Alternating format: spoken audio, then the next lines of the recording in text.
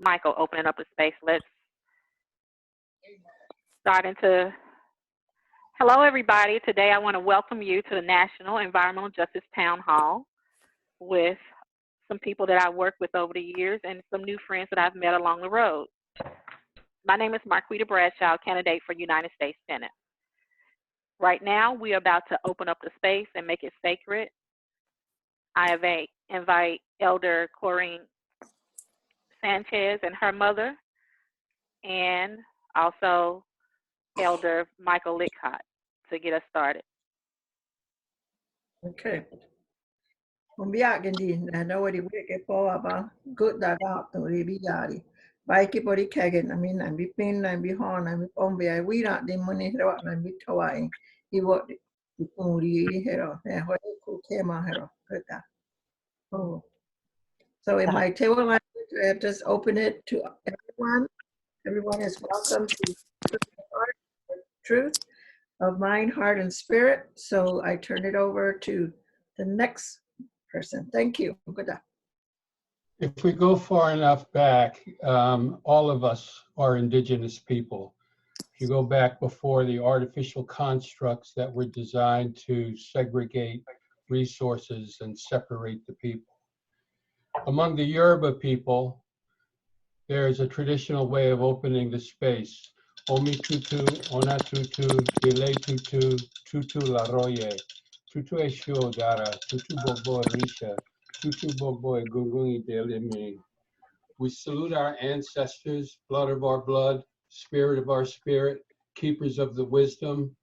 We know we do this because we are standing on your shoulders. We ask you to stand in a holy, perfect electronic circle around this entire session today and guide us with your wisdom. Ashe, Ashe, Ashe, Fa.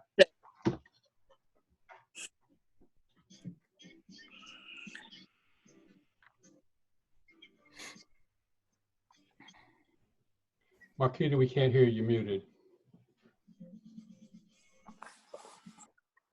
Thank you so much for opening up the space. Today we're honoring mothers of EJ, but we open up spaces, male and female, because that's what it takes for all of us to get here. And so now we will move into our first questions with our first panel.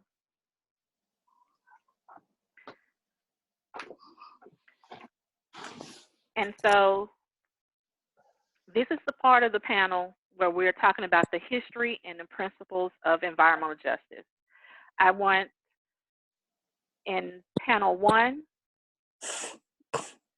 somebody invite Cheryl Johnson to get on so she won't miss it. Okay. Just text her mom. All right. So we'll start with, let's start with Michael Lythcott. I want you to introduce yourself and the mothers that you're lifting up today from environmental justice.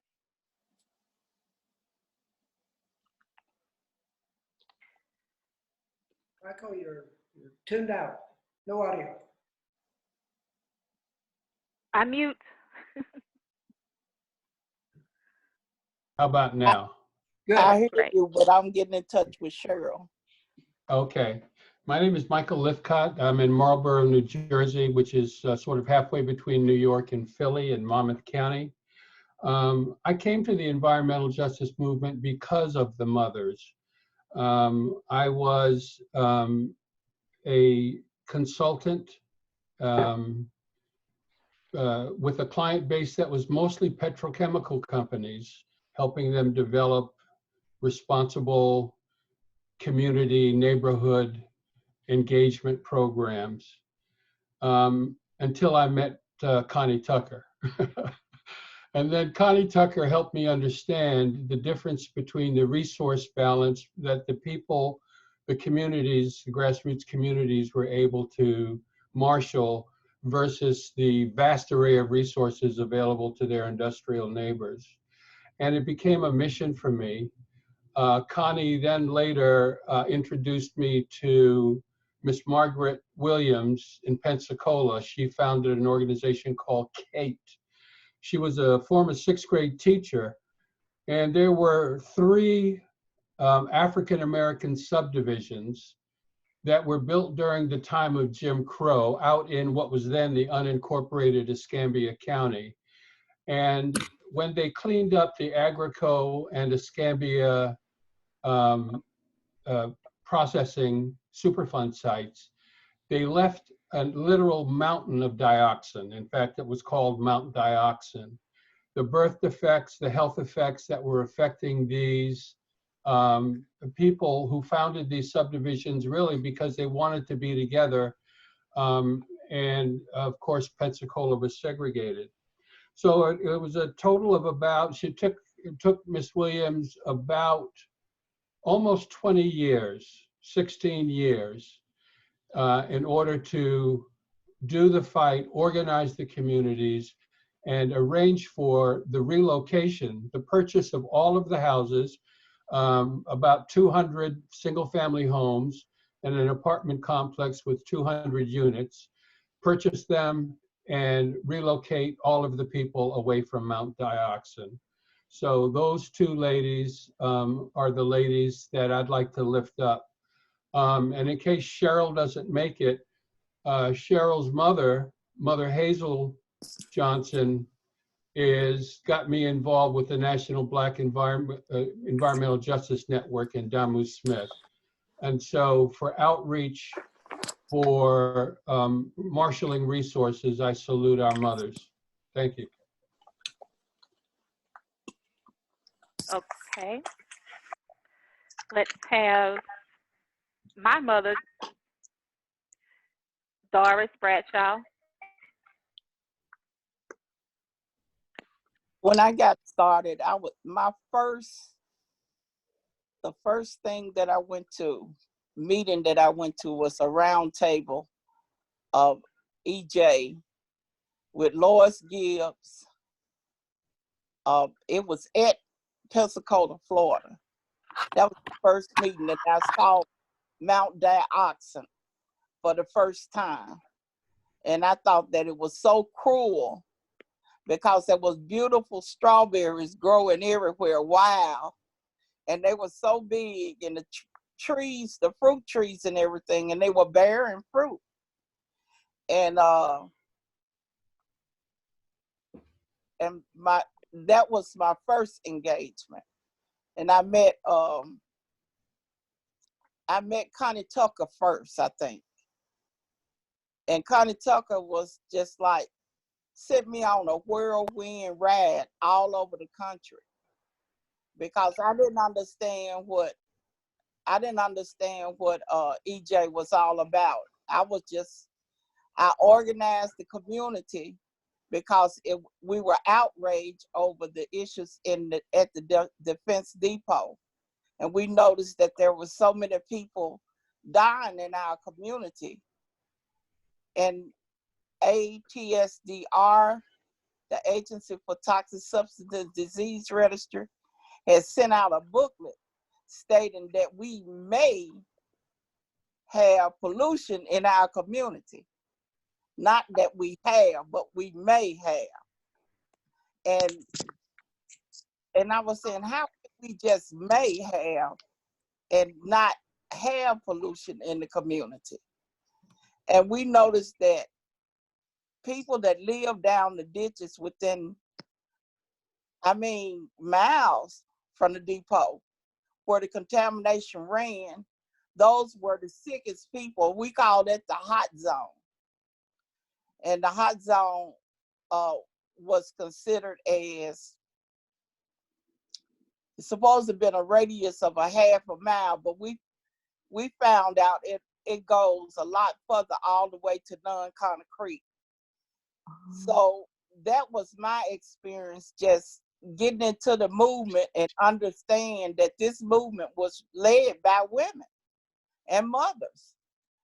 And I was wondering, I said, why is there so many women involved? And I think Kathy told me women bear the children. Well, that's right. A good segue into Kathy coming in next. Andy, good. I think I'm being born and raised around here in my homelands and tablelands of San Ildefonso Pueblo. They flopped the Los Alamos National Laboratory in our midst. And so I was born in 1950 and the war effort started here in 1943-ish. And so I've been inundated with, they created the bomb. So everything around here has been in threats and fears and secrecy. And so I would lift up today my matriarchy, my great-grandmother, she was still around, my grandmother, my mom, my aunties. They all helped the center when our men would go up there and start digging or burying the waste, and they had no protection. They were all exposed, and people from the labs would come down and just want to socialize with the Indians. And so it was like a very hurtful imagining of our peoples being totally disregarded in the harm they were being caused, and in the Mother Earth being dug and her wombfulness just used to bury these toxic waste. They're not even lined, just in there. And then you could hear the detonations, and you could hear the testings. You could see the smoke coming out from there.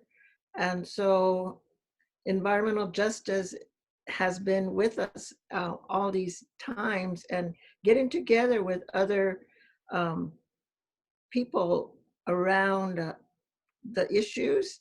I think that networking was greatly aided by the principles of environmental justice when it first started in around 1992, was it? And I'll let my daughter continue from there, but yeah, it's amazing that the mothers, the women, the people of color, everyone united together have been in it, in the struggle to bring out their stories. And it's about time that the younger brothers and sisters really understand the impact or the wombfulness, the sorrowfulness that we all carried. So thank you. Happy Mother's Day, everyone.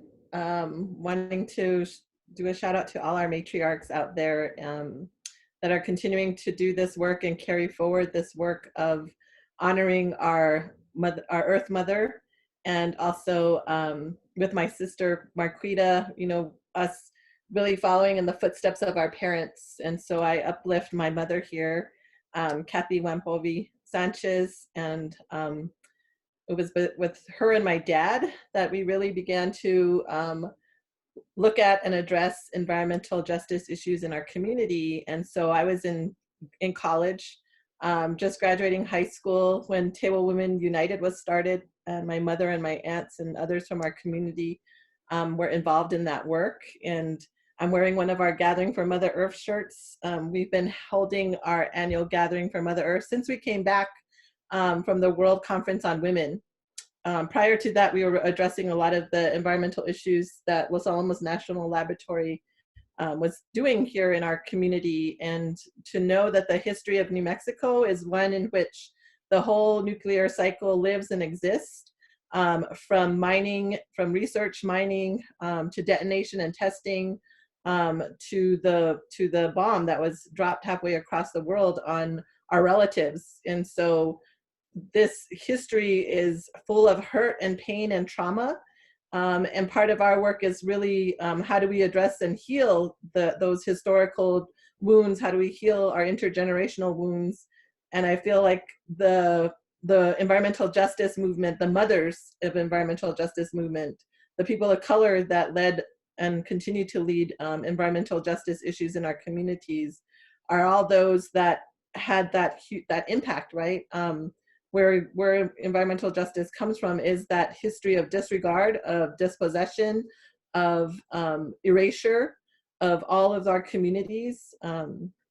And so being fortunate to grow up in the shadow of my parents, who were in relationality with others across the country that were impacted by nuclear defense facilities, reading, you know, Dr. Bullard's books, really studying and understanding that environmental history and racism that exist and how all of our communities came together, and being able to witness that here in New Mexico with Southwest Organizing Project, with our Indigenous Environmental Network and Women's Indigenous Environmental Network, and traveling that international connection to really see what the impacts have been to our communities, and to really learn about how grassroots organizing happens from that, us witnessing in our communities what's occurring, and us also finding the answers within our communities, and that unity and diversity that is the strength of environmental justice in our communities. So thank you, and I pass it on to the next panelist. That'll be Rita Harris. Hello, everyone, and happy Mother's Day to the mothers. I would have to say that my mother got me into EJ, or I guess made me dedicated. She did not have anything at all to do with the environmental justice movement. But my mother loved to fish, and I've told this story many, many times, and I'll try and be brief. But she loved to fish, and she would make my dad stop at any fishing hole, anywhere there was water collected, to fish. And she had no idea about toxics. She didn't know anything about total maximum daily load. She didn't know anything about any of that, but she just knew she loved to fish. And so when I started dealing with folks across the state of Tennessee, looking at toxic pollution and how it was affecting disproportionately people of color, mainly African Americans across the state of Tennessee at that time, back in the 90s, I thought a lot about my mom. And I said, you know, I've got to do this, because it's no telling what we consumed, what we ate, what we swallowed, and the same for other families, you know, children and elderly people. So that's what really got me started in the movement. And the mother that I would like to lift up, and I had a problem trying to figure out who. Certainly Hazel Johnson is one, but I want to mention Connie Tucker as well. And Connie Tucker was a fierce fighter. She was a strong organizer, and she believed in speaking truth to power. She did not regard those with suits and ties. She talked to everybody the same. And so I would say that Connie Tucker was the person that really was a role model for those folks. And back in the early 90s, we had a lot of different regional EPA meetings. Southern Organizing Committee, who's Connie worked for, held conferences and all. But the majority of the people there were women. There were a number of men, but there were a lot of women. And I believe the women were there because they were nurturers. They're the ones that had the children, and they want to protect life in the community. And so that is who I want to lift up, is Connie Tucker.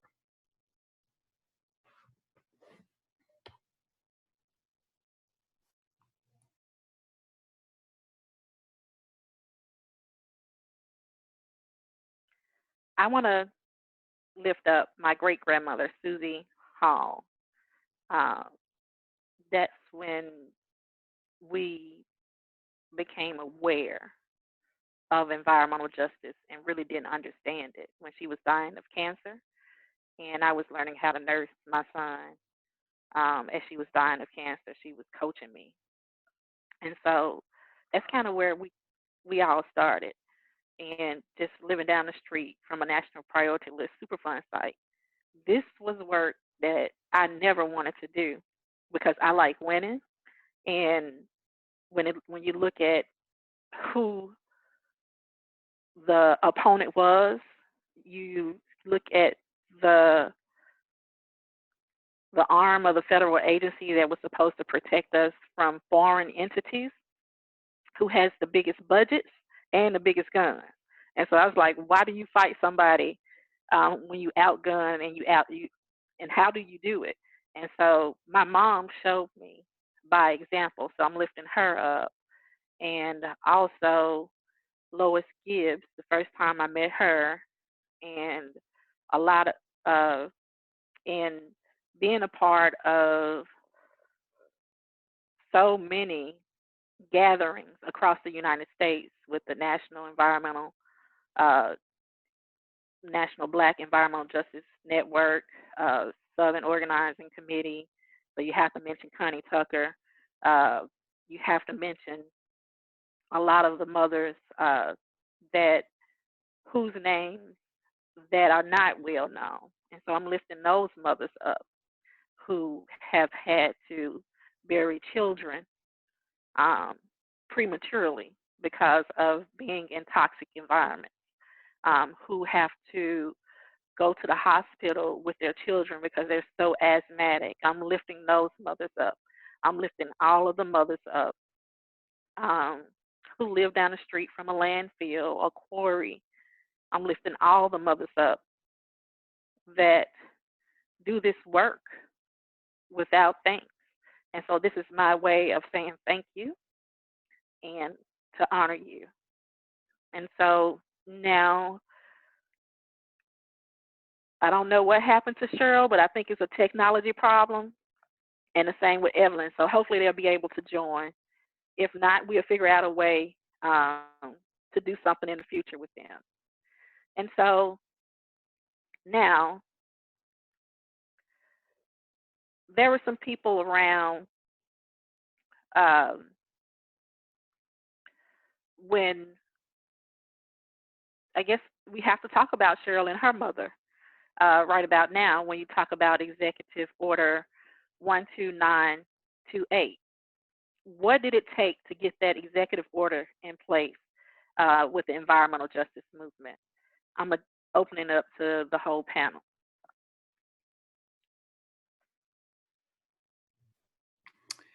Well, can you hear me? Yes. Okay. As far as I remember exactly where I was the day that was signed. I was in Washington, D.C. There was an EJ conference going on, and there were a number of people that people were whispering and saying, you know, so-and-so's left to go over to the White House. Well, there was a huge bunch of folks, including Connie Tucker, Richard Moore, and a whole host of others that went over to the White House, to meet with President Clinton at that time. And they were trying to get the EJ executive order signed. It was 12898. And I was excited. I think a lot of us were excited because this was the first time we were getting that kind of recognition. And we felt like things were going to really happen now. And it didn't happen the way we were hoping it would happen. But what it did do was it got federal agencies to recognize environmental justice, and they were supposed to be coming up with a plan of how they would address environmental justice within their agencies. So it was a help. Before that, we had nothing. And I think it started a whole lot, and it also started NEJAC, I believe. Some of the others that were around at that time can speak to that, but I think NEJAC actually sprouted up around that same time. That's the EPA's National Environmental Justice Advisory Council, and we call it NEJAC for short. So I would say it was a great thing. It was a good thing. It was definitely historic, but you know, it really didn't go as far as we wanted it to go. All right, we're going to save that a little bit for the next panel. And we have one question that came to us from one of the future panelists on panel 3. And LaTricea, do you want to ask your question? Yes, sorry, I was having a little bit of trouble unmuting myself. Good afternoon, everyone. I want to say happy Mother's Day again. And I'm so grateful to have an opportunity just to be just in the spirit of wisdom this afternoon. So hearing, and I'm glad that there was a foundation in this conversation talking about the the African Americans and Latino Americans and just general people of color who have been the foundation of the environmental justice movement. When we think about how the EJ movement looks now, when we think about our large green organizations, they're led majority by white people.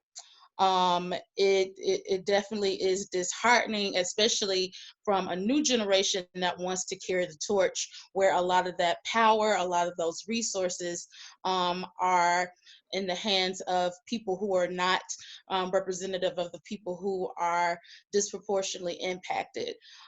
So my question is, how do we get Black and brown people back in the forefront of the environmental justice movement?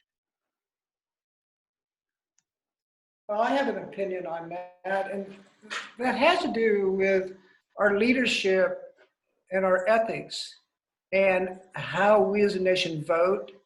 And we tend to vote purely for money, dollars. And Okay, Stan, this question was directed at the first panel. Thank you. I'm sorry. That's no problem.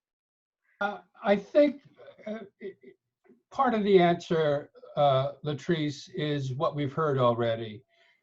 The mothers we have lifted up were organizers, organizers, organizers, organizers. A bit of context. The environmental justice movement really came out of the civil rights movement.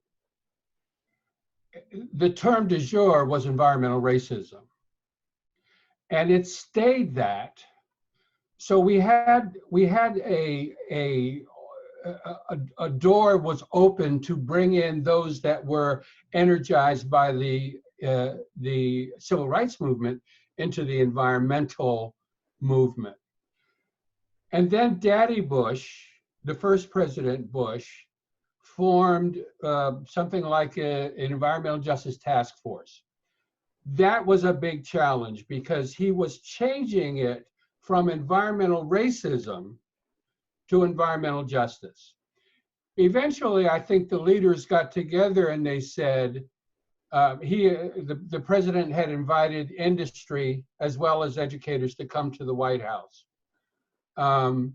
And that the notion was that industry would not come to an environmental racism meeting, even if it was convened by the president.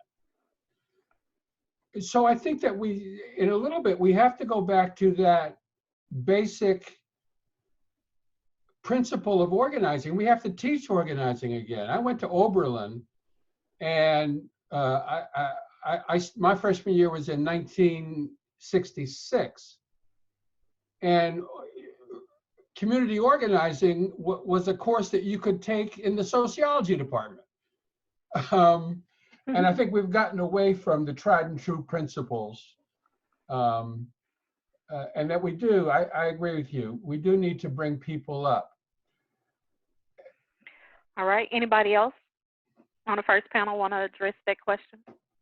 I think I have a slightly different slant on all that, in that coming from an indigenous way of thinking, through our past teachings, it has always sort of been stated that the Euro-Americans, the white people, have been our younger brothers and sisters, and they have a whole lot of learning curve that they still need to learn to integrate mind, heart, and spirit.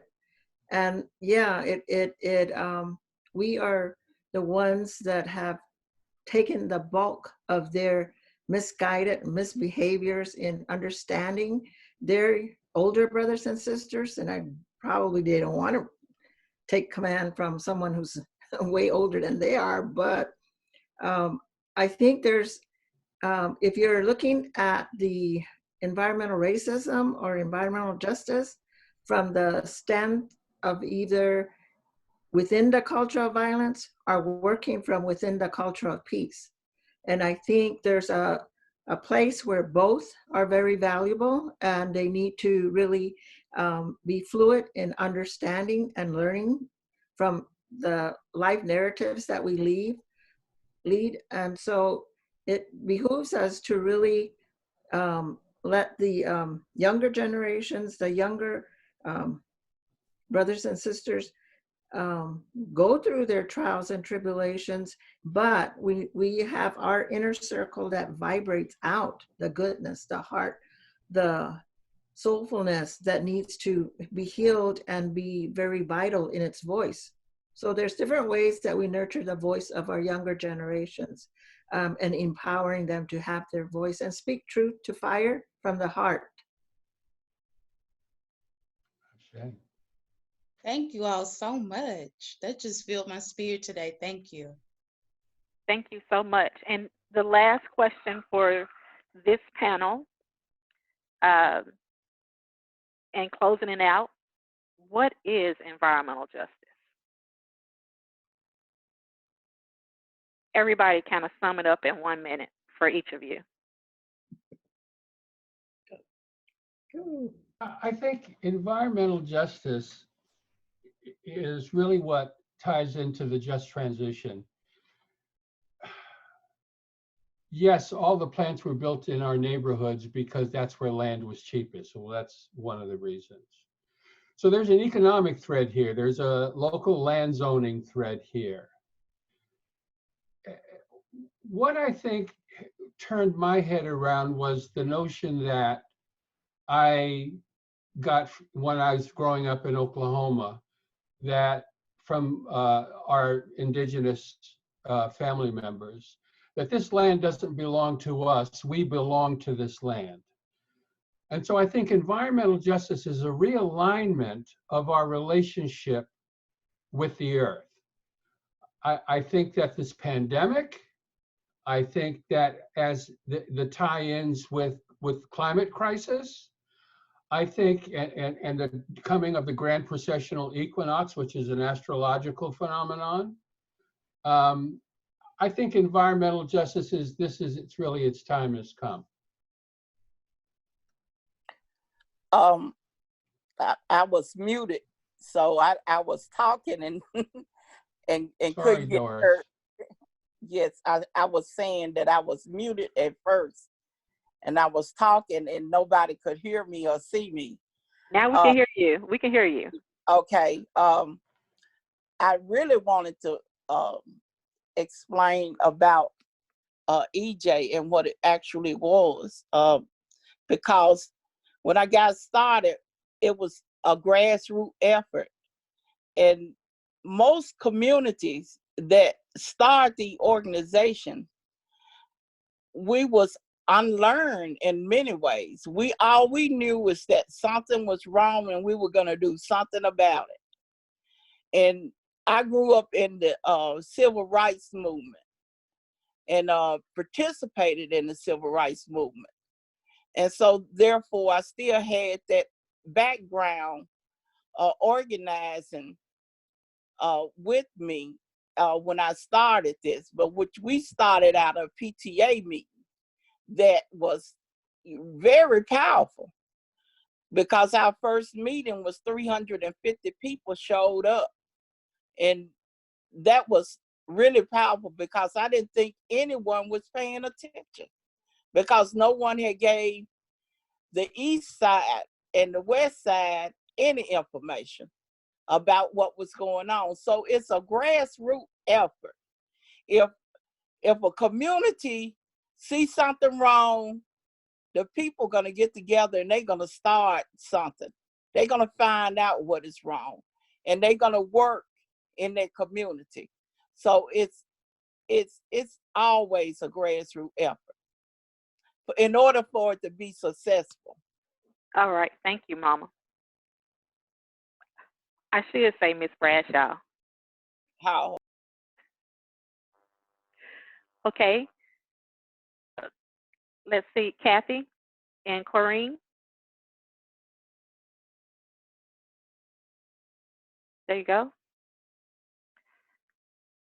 Mama Doris said, it really is coming from that grassroots community-based perspective around what is in our best interest as people of color communities, indigenous communities. It's about, taking our kitchen tables, our organizing to really make that impact, and the solutions coming from our communities. our voices have been erased in the environmental movement, right? And so people of color and indigenous communities really raise their voice to come from that perspective. And I really feel like the question that was earlier around how do we get our young people are doing it. Our young people are organizing. We've seen it with No DAPL, we've seen it with Idle No More, we see it in these different aspects. And I want to also say what Elder Michael has talked about as well, is that we've come to this place, I feel, where we professionalized organizing, where we professionalized ways to move our community. And I'm speaking as an ED of a nonprofit organization, where I can say in our history, we had that really organizing, mobilizing, volunteer mentality. And now in this day and age, it's like people are coming out of college and they want to have like blah, blah, these levels of pay. They want to have this time and these frames without really even putting in the time in our communities and organizing and learning from our elders. And we come from this strong history of really powerful people. And that history, unfortunately, is not often taught in our schools. It's not often taught in our universities. We have to seek that information out in panels like this and community gatherings to really learn that history. The civil rights movement, I'm very fortunate that my father was involved in that. I've been exposed to leaders like Doris Bradshaw and Connie and Wilbur and everyone, in this environmental justice framework. And so being able to see kind of that side of the organizing, part of third world organizing, being part of going to these different types of training when I was younger, and then now being in charge of a nonprofit, seeing how we professionalize, it has been really, really difficult and really challenging. But I want to say, like, environmental justice, reproductive justice, anything with that justice came from the people.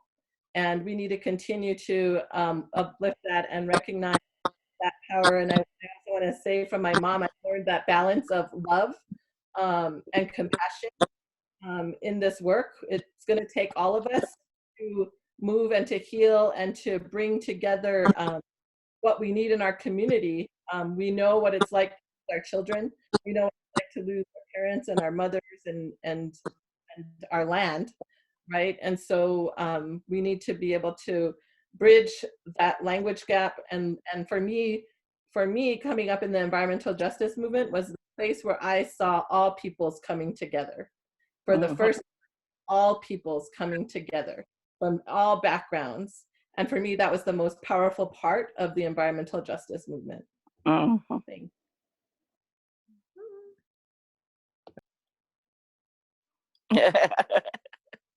Okay, Rita?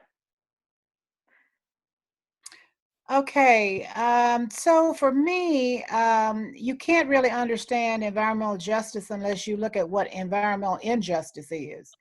And of course, environmental injustice, deals with a total disregard of communities, having certain communities as sacrifice zones, not giving people adequate protection under the law or anything else. And so people are living under the smokestacks of factories and living near polluted brownfields and so forth. And of course, to me, environmental justice is about where we live, work, and play. It's everything. It's even, sometimes even when we think about where folks live, how they're, what kind of setting their homes are in, what are they exposed to in their homes, what's in the ground. So, I mean, it's all of that. And when you try to separate things out, that's when you get in trouble. Because for me, environmental justice is about all of that, and it's how we protect our people. Because right now they're disproportionately damaged and threatened, and we're trying to get rid of some of these damages. Okay, and Michael, in closing, I want you to talk a bit about the environmental justice principles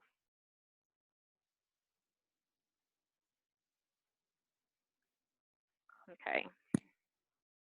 Okay. I don't have the first People of Color Environmental Justice Leadership Conference generated a set of environmental justice principles, which I do not have in front of me.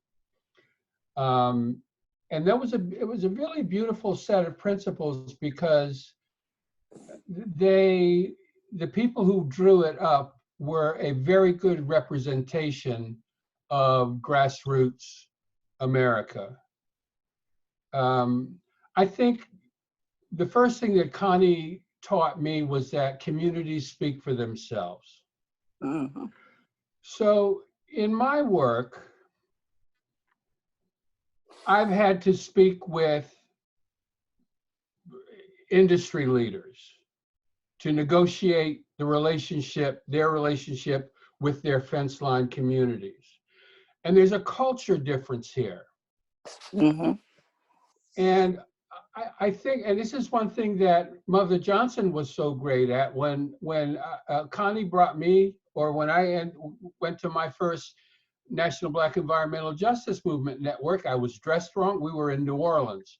I was dressed wrong, I was talking wrong, and I was not well received by a lot of the people there. And Mother Johnson said, sit him down, find out what he's about, what resources is he bringing to the table. And I think that we have to understand, we have to create a broader definition of grassroots. We have to understand that in order to reach all of the places that we need to reach, in order to produce real change, we either have to tear down the whole system, or we have to send ninjas into the various halls of power. I kind of see two, and when I see environmental justice, for me, there are two kinds of thrusts, although I agree that it is a solitary, united concept. One is looking at the people who have suffered from environmental injustice. What are we going to do about that? Mm-hmm. The problem is that we have these conferences and everybody wants to get up and spend the whole time talking about who shot John. Somebody needs to be able to stand up and say, hold the discussion. Number one, John has been shot. John's our community. John has been shot. He's lying at our feet bleeding. What are we going to do about John? And then if you want to get together and talk about who shot John, that's your business. The second thrust is, how do we stop the cycle of environmental murder from keeping going on? So there's, how do we address the people who are currently suffering under the weight of environmental injustice?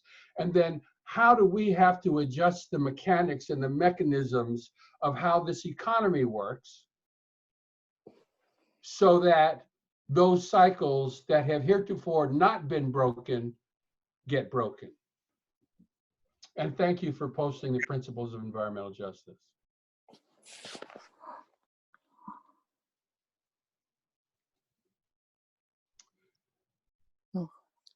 Marquita?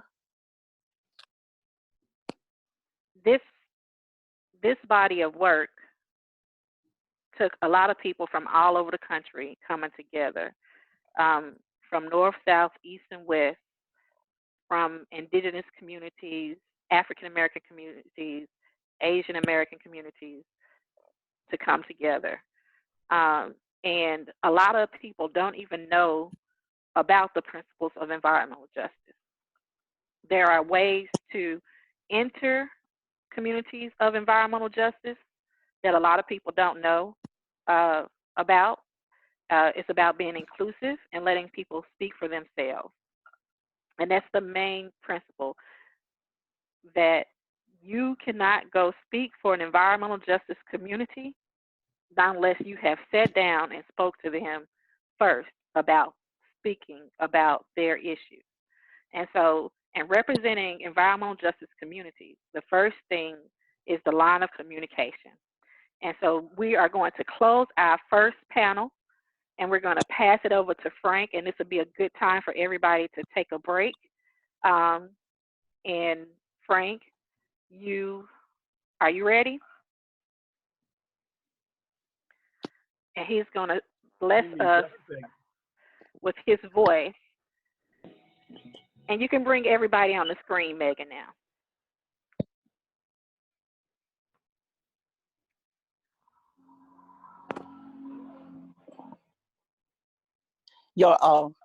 Your principles are still on. Okay. Can you? I can stop them. Okay.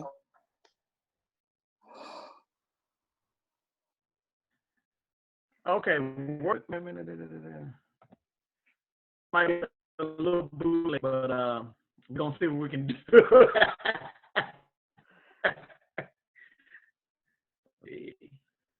Can y'all hear that?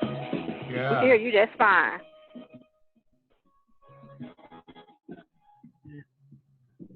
Mother, mother, there's too many of you crying. Brother, brother, brother, there's far too many of you dying. You know we've got to find a way to bring some loving here today. Yeah. Father, Father, we don't need to escalate, but only love can conquer hate. You know we've got to find a way to bring some loving here today. Picket lines and picket signs, don't punish me with brutality. Talk to me so you can see, oh, what's going on.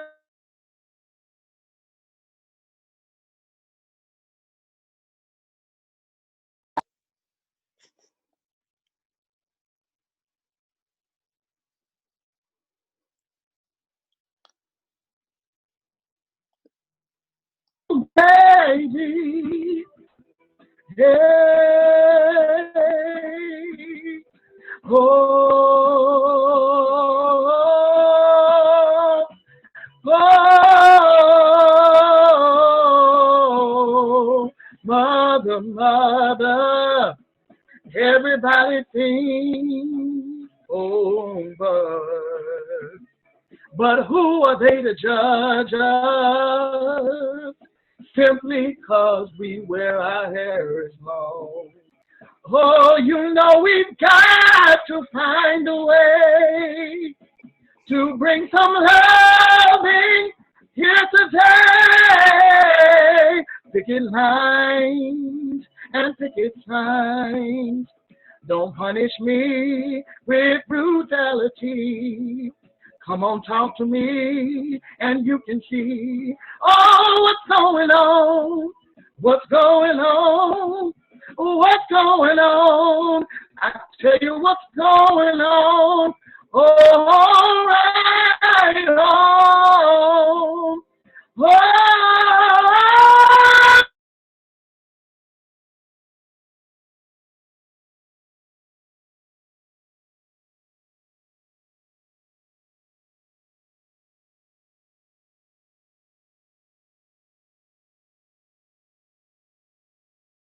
Okay, everybody. Oh, what's going on? Oh. Thank you so much. Thank you, thank you, thank you. Thank you so much, Frank.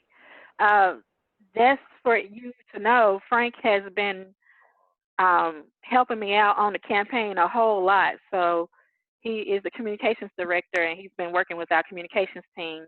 So give him a hand for helping me put this together today. And also give putting women in their place a hand for the work that they've been doing with the campaign too. Marquita. Yes, ma'am. Could you give Frank credentials? Yes, Frank, please give your credentials. All right. Let's just say I still consider myself a newcomer into this. I have a background actually with Marquita and Miss Doris. I was actually best friends with both of Marquita's brothers growing up, and kind of fell into this by accident of something that happened to my sister a few years ago, and didn't realize that it actually related back to my mother's situation. But long story short, I was teaching elementary school a few years ago, and I began to notice how these kids at La Rose Elementary School were suffering the same behavior disorders, the same skin disorders, the same eczema, asthma, and all these things that I had seen, basically with children that I grew up with. And not only that, but it was also with my sisters. And my mom developed a rare aggressive brain cancer in 1998. It was a 2.5-year battle. Mom's behavior completely changed. The family went through a lot with that. My sister miscarried a child. We thought.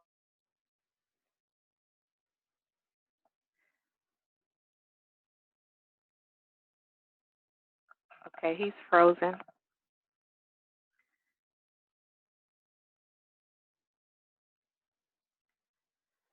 All right. The childhood ailments that you can name.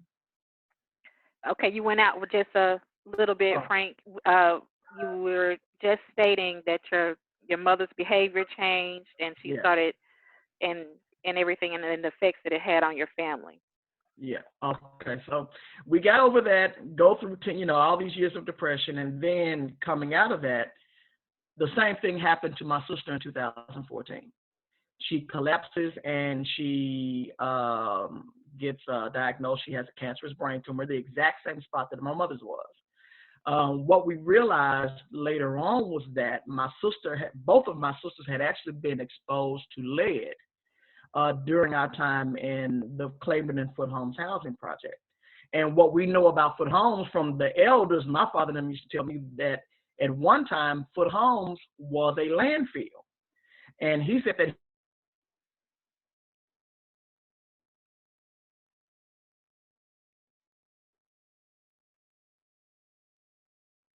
Okay, and so Frank's audio is really, really bad. And so, Frank, your audio is going out so bad. Okay. But you were talking about the Foot Homes and the lead poisoning there. And Frank has also last year ran for city council on an environmental justice platform. And we look to see him and get more involved. And right now he is working on working with people to determine how our neighborhood is developed. And so we are really glad that you are doing that work. That is important work to make sure that our community members have a voice on in what's being developed in our neighborhoods. So thank you, Frank, for all your hard work, and thank you everybody on panel 1. And we're going to transition to panel 2. And we're going to open panel 2, which is labeled Triumphs from a Movement to a Legal Term. And Stan is going to be joining us on this one. And so we're going to open with Dr. Corrine Sanchez. Let me use all of her credentials. Describe the movement, explain the culture that binds us together in environmental justice communities. Hello, everyone. Let's see. I can talk from the perspective of our work here in northern New Mexico that is bridged across the country and internationally. And like I mentioned before, this is in our work as Te Women United, this is one of our primary focuses has been environmental justice. And that has led to our gathering for Mother Earth and to our connections across the country and the world. We've been fortunate to connect with communities as far as Russia, the Philippines, Japan, Guatemala, you know, in some of our travels. And part of that connection that we have is our relation to Mother Earth. And so the principles of environmental justice, you know, one of the things, the key part that it starts out with is the sacredness of our Mother Earth. And this languaging that came into the environmental justice principles really coming in from that perspective of our communities, our people of color communities, indigenous communities, and also really bringing forward the human rights language that we see now adopted across justice issues, from healing justice to economic justice, really talking about that human rights framework. And so the connections that we've been able to build in this vibrant movement has been that place of really coming from the heart, coming from our culture as our strength. All the communities that we're connected to come from their place of their home places, their language bases, to really pull forward and bring forward that spiritual energy, that spirit energy.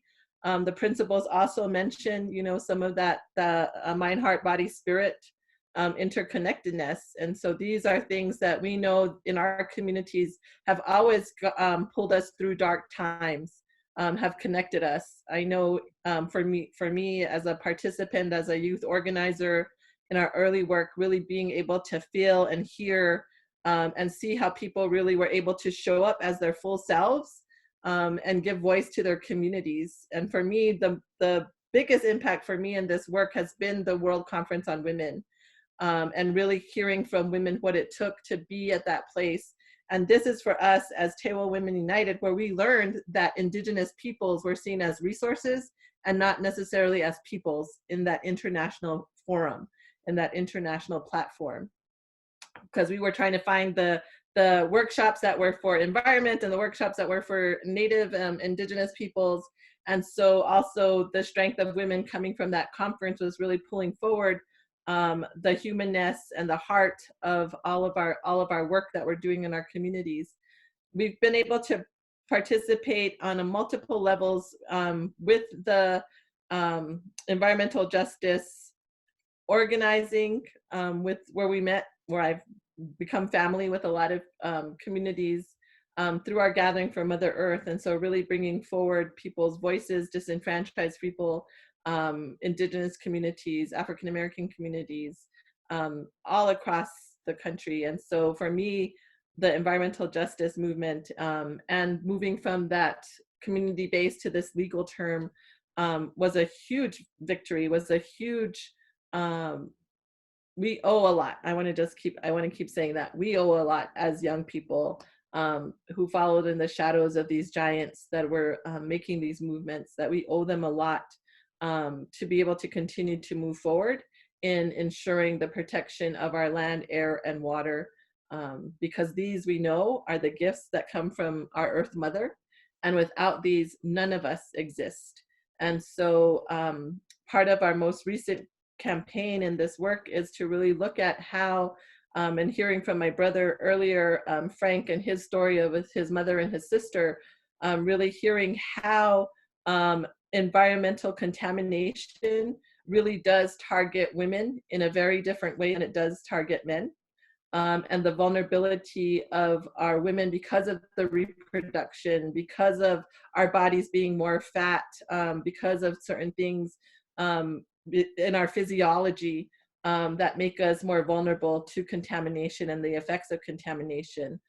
So we have our Protect Those Most Vulnerable campaign that looks at transforming contamination levels to really reflect those most vulnerable in our community. Because of that environmental racism that continues to exist, most environmental contamination standards have not changed since the 1960s. And we know this, and we've had advocates on multiple levels in our communities to show the multiple pathways that people of color communities are impacted. And most of our standards still come through just one way of contamination. They don't take in the broad aspect of how we live our lives and our full lives in our communities.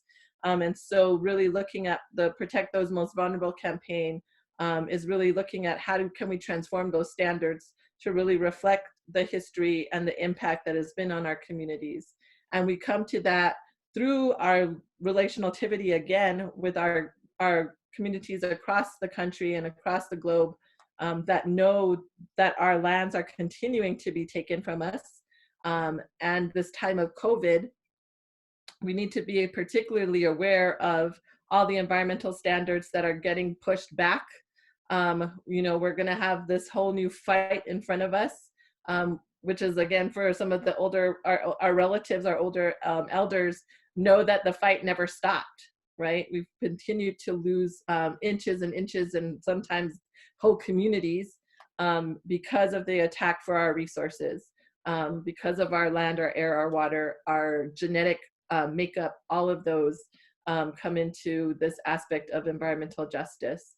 And so, again, just really grateful. And I know there's so much in this history to really understand. And I hope that one of our tasks here from all of our communities is that we're really documenting the stories of our elders, that we're really holding what it took so that we can continue to pass these stories on to our young people, that we continue to hear from brothers like Frank and others whose families have been impacted, because the only way that we really turn the tides for our young people is to also be able to share with them and pass down that history.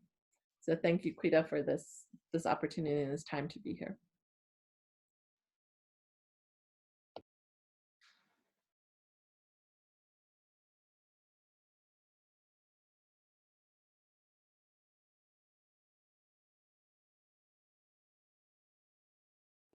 I think you got to unmute.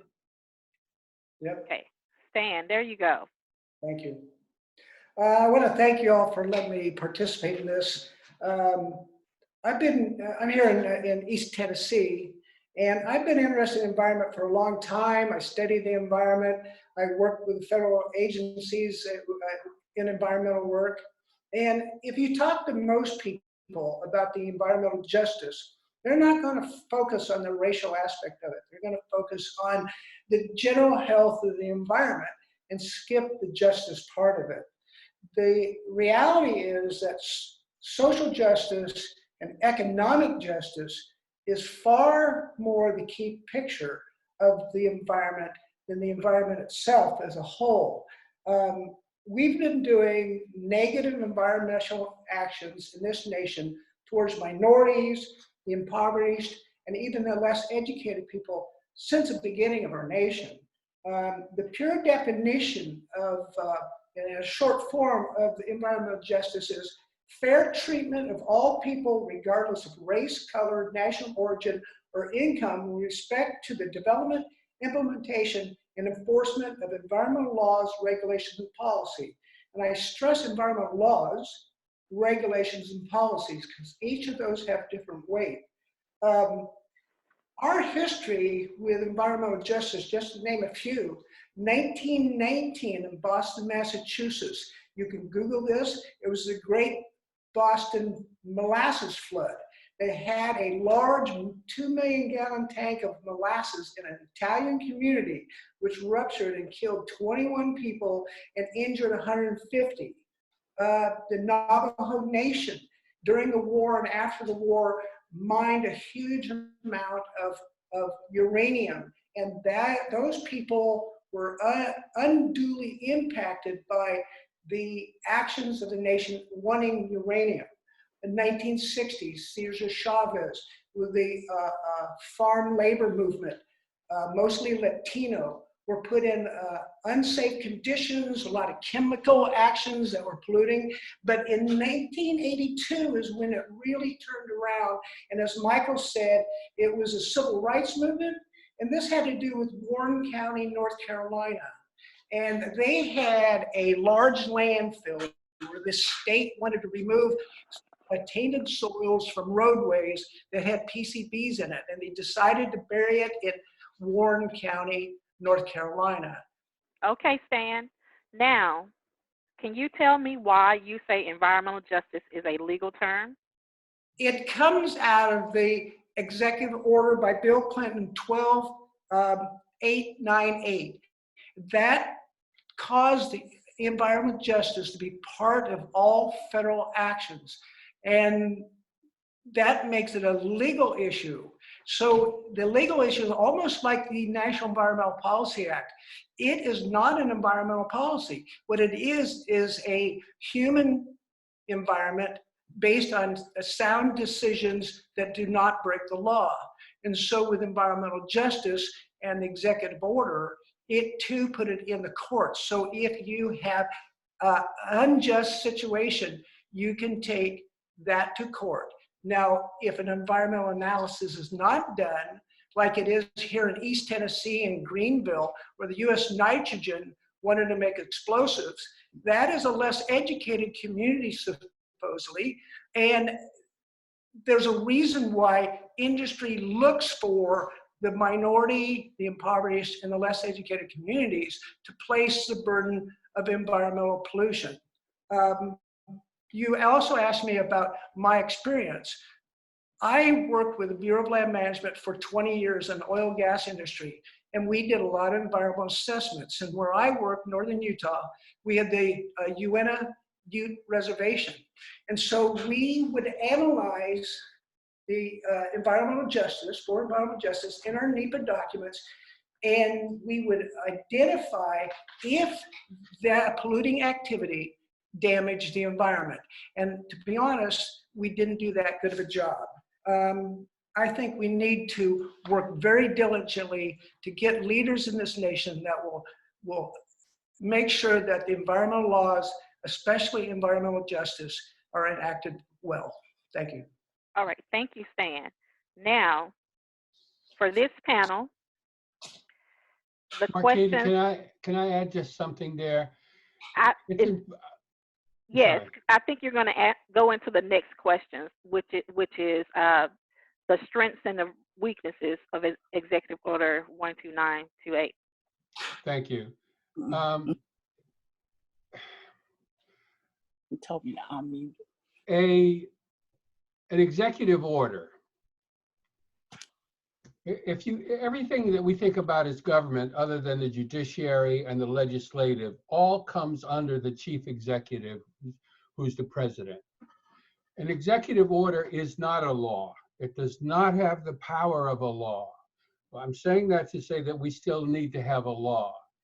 Any lawsuits that have been pressed around environmental justice have been prosecuted under Title VI of the Civil Rights Act, the Civil Rights Law.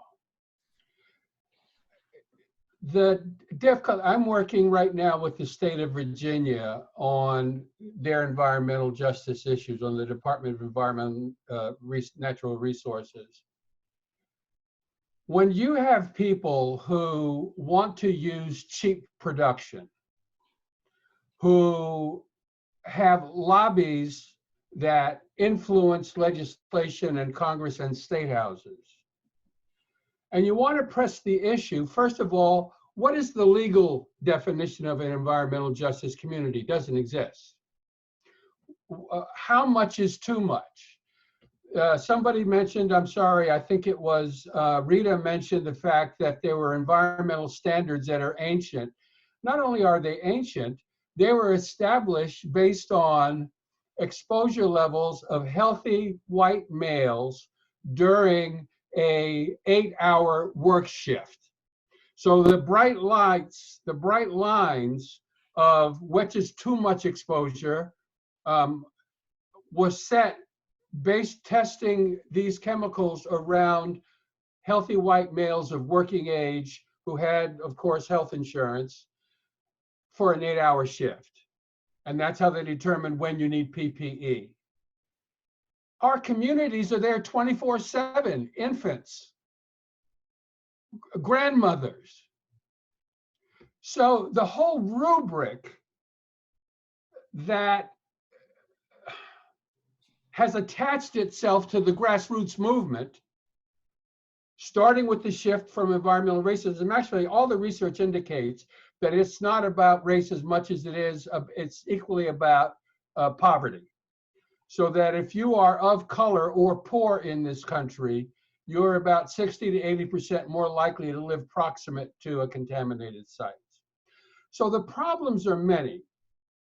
So working within the framework, we had a great victory in Pensacola. According to the Uniform Relocation Assistance Act, which EPA used to relocate those families, they gave the job to the Army Corps of Engineers.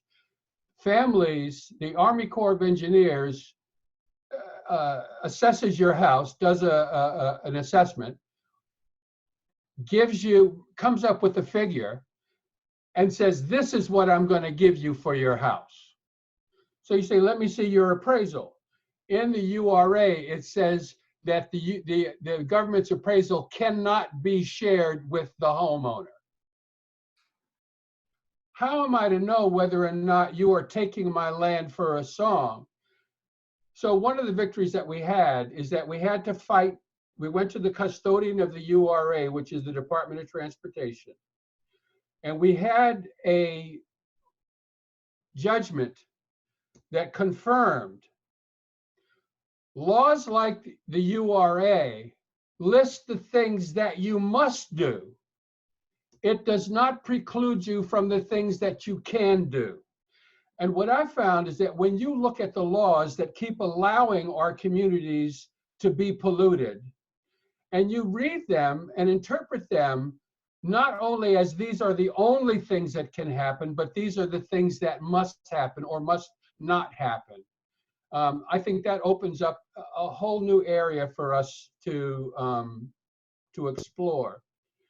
The good thing about the executive order is that any president has the right to dismiss and cancel an executive order. No president has done that to the executive order on environmental justice. And essentially, the job that EPA is doing, I think, admirably, or certainly better than many of the agencies. Every government agency is supposed to examine everything they do and everything they're not doing that perpetuates the unequal distribution of environmental hazards and health impacts. And they're supposed to adjust their operating principles in order to break the cycle of people of color and poor people being exposed by the toxics. So moving from a movement to a law, I don't think we can rest our laurels on the fact that we have laws. If there's one place that EPA has let us down, I think it is the backlog of Title VI cases that simply have not been prosecuted. They have not been examined. That the inspector generals of the various agencies that oversee the distribution of toxic substances around the country are not taking action. So I'm going back to what Connie Tucker told me. Get in the streets, get nasty, get loud, be clear, do your research, do your homework, and like Malcolm said, until you force this country to look up at you through the barrel of a gun, they're not going to hear you. And the barrel of our gun is strong, organized communities. All right, that is the truth. And so you hit something that I really want to highlight, is that an executive order is just that. It is the way the current administration will act towards a certain thing, which is not actually policy. And so, and that's the biggest weakness of that executive order, is that it is not policy. And that the other weakness is that there is not money attached to it to actually give it teeth, where communities can actually have the part that they're looking for, and that's justice and remedies from living next to polluted areas that's impacted their health, safety, where they work, where they live, where they learn, where they worship, and where they play. And that is what environmental justice embodies, is having healthy and safe communities where people live, learn, work, worship, and recreate. And so we are a little over, and I want to check in with my panelists. Let's see if everybody's okay. Let me ask the question.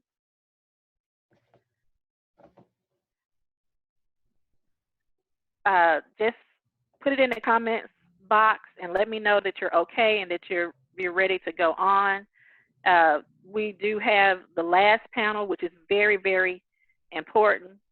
Okay, thank you so much, everybody, for hanging in there with us today. This has been such valuable information. And I want to bring in, take this time to have a break. So Jonte Mayon can bless us with her voice and let her give you her introduction.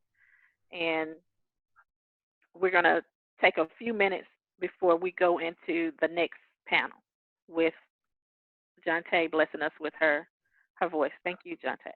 You're very welcome. Thank you so much for having me here. And thank you to everyone for all of the work that you do. If no one ever says it, I appreciate you. Thank you. Thank you. I'll be very brief. I'll get right out of your way. Old gospel song goes like this. My mom and grandmother sang it. Bless them today and happy Mother's Day to you mothers. If I can help somebody as I travel along, if I can cheer somebody with a word or a song, if I can show just one somebody that they're traveling wrong, then my living shall not be in vain. Then my living shall not be in vain. Oh, my living shall not be in vain. Ooh, if I can show somebody, oh, my brother, my sister, you are traveling wrong, then my living shall not be, my living won't be in vain.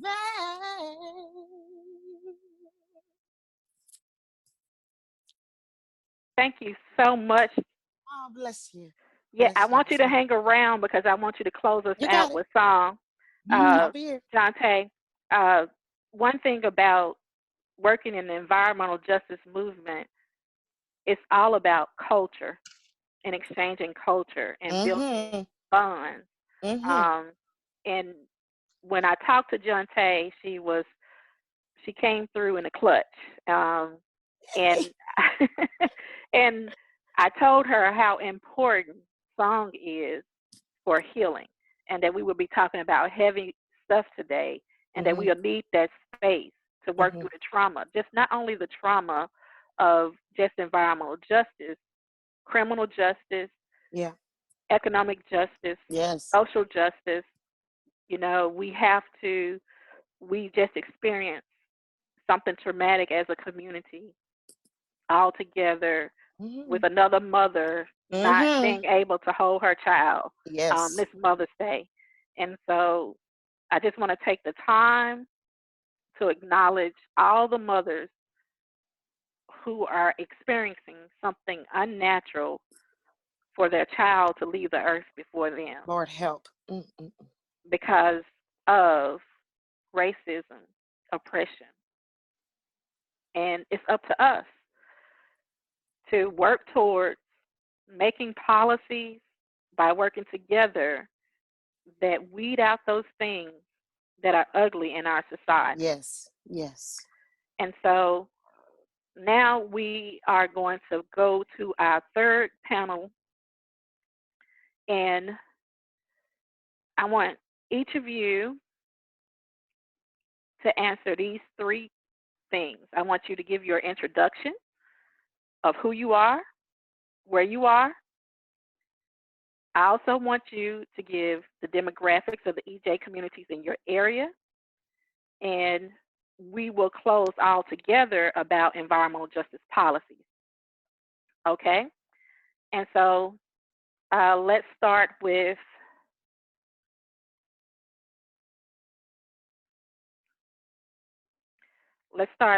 Renee. Hi, everyone. My name is Renee Hoyos, and I am here in Knoxville, in South Knoxville, actually. I'm running for Congress in Tennessee's 2nd Congressional District. So that's Knox County, Loudoun County, Blount County, and then you go north to the coal counties, Claiborne, a little bit of Campbell, and then Granger and Jefferson County.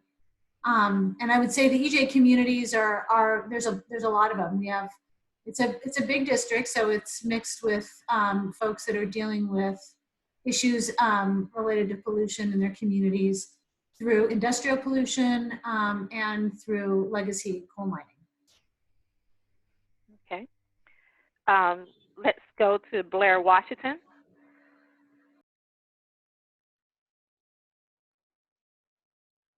Hey guys, I'm Blair Walsingham. I'm running for Congress in the next district over from Renee. I'm District 1, which is the top east corner of Tennessee. And I'm just really excited to talk to you guys today about environmental justice. All right, Blair, could you tell me about the EJ communities in your area right quick? And Blair is also a member of Sierra Club with me. Yes, shout out to Sierra Club. We have a lot of environmental justice communities out here in so many ways. It's a big toss-up between the rural towns, and we have some big corporations moving in on our rivers, polluting the water, which Renee is an expert on. I'm sure she'll share some of that with you guys. And then we have our urban communities, which seem to be really hit hard, most vulnerable of our communities. You're looking at the Tri-Cities, which Bristol, Kingsport are some of the bigger ones, and then obviously out in Knoxville, which is basically the end of my district. Okay. Now, Matthew Park. I'm Matthew Park. I'm running for the Tennessee State House here out of Knoxville, actually. So the district that I'm running for essentially covers most of the center downtown urban districts from East Knoxville to Fort Sanders and South Knoxville. I'm here in South Knoxville. I grew up right downstream from a Superfund site at the Copper Basin Mining District Superfund site. I was just downstream from that. So I've definitely seen a lot of these things, and the environmental justice communities here in Knoxville are essentially all over the place because we have a 42% Black poverty rate here in Knoxville, so one of the highest in the country. And a lot of the justice is focused around EJ here in Knoxville because we have, whenever it rains hard, we have some really bad flooding that occurs in our public housing developments. We have runoff that's going the wrong directions. We have industrial plants interspersed with residential housing. So we have a really diverse community here that from the lowest grassroots levels are all springing up groups to do something about the streams and the flooding and other EJ points happening here in the district. Okay, let's go to Nancy. Did that work? Okay, great. Well, I am not running for anything. Not yet, not yet. No, I promise I won't. But my name is Nancy Chung. I'm the founder of an advocacy organization called Green 365 Education and Consulting. And I'm passionate about recycling, composting, and being a champion of zero waste. And I also know Marquita from the Sierra Club. Sierra Club! And the mission of Green 365 is to focus on advocacy, education, and building knowledge to foster change. And my area here is the Mid-South, particularly the Memphis area. So we have a 30% poverty rate, which, Matthew, I was certain we were the highest, but now I have to look at the Knoxville demographics. But we have an urban area, a lot of health concerns like asthma, and we are the center of St. Jude. And we also have a couple of rivers, the Wolf River, the Mississippi River, just the Tennessee River that all intersect here. And I've been on several Wolf River Conservancy cleanups as well. And the things just flow in from all over the United States. So we have very similar to what you guys said in terms of urban industry, just a lot, and the high poverty rate as well. Okay. Now, LaTricea. Hello again.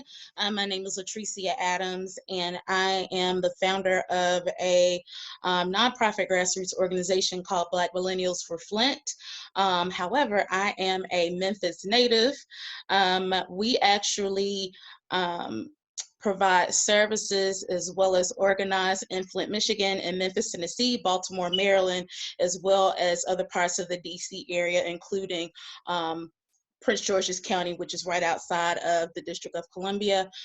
We specifically focus on lead and all of its forms. Just to give you a brief context of what we focus on in each of the areas. In Flint, Michigan, our emphasis is, of course, on water. Here in Memphis, we have a specific focus on water and also housing. And then in Baltimore, our whole focus is around housing. And then in DC, it is the intersection again of both housing and water. We all have traditional 9-to-5 jobs, so this is definitely a labor of love. It's my other job. All of our members of our tribe all do this volunteer based. There's no compensation involved. We literally work all day and all night. There are actually just 3 of us. It appears it is not, which is both a compliment, but we still are able to sustain that actually work in the various parts of our programming throughout the country. Did I answer everything, Marquita? You sure did. Yes, you did. And my name is Marquita Bradshaw, and I'm a candidate for the United States Senate here in the state of Tennessee. And so my district is all of Tennessee, so I am going to go through some poverty rates across the state of Tennessee. The Tennessee poverty rate is 16.7%. Statewide. The Memphis poverty rate is 26.6% the last time I checked, and 33.8% were African American that was experiencing poverty. And in Shelby County, the poverty rate is 18.8%. In Knoxville, the poverty rate last time I checked, I might need some help from you, Matthew, was 26.5%, 42% of the African Americans in Knoxville are experiencing poverty in Knoxville. Have you mind that only 7% of the African Americans in Knoxville are the population there. And so the Knox County poverty rate is 15.8%. Fentress County is 23% poverty rate. Jamestown, Tennessee is 46.5%.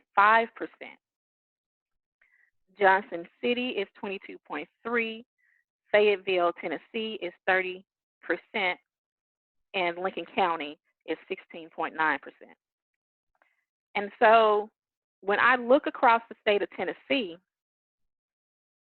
I see so many environmental justice communities, because you can't talk about environmental justice communities without talking about the economic disparities that rural Tennessee and urban cities are experiencing. And so that is one of the things, and one of the appeals is that a lot of people from rural Tennessee has been identifying with my campaign of environmental justice, because they, I shouldn't say my campaign, I should say our campaign of environmental justice, because they're experiencing issues with water, air, and soil. They're experiencing being shut out of the economic system, especially in these areas that I've mentioned. And so that is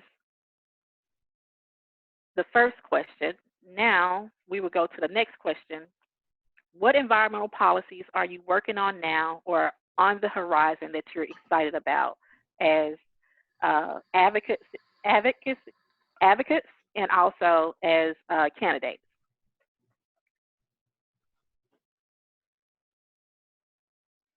And so we can start with you, LaTricea. Now.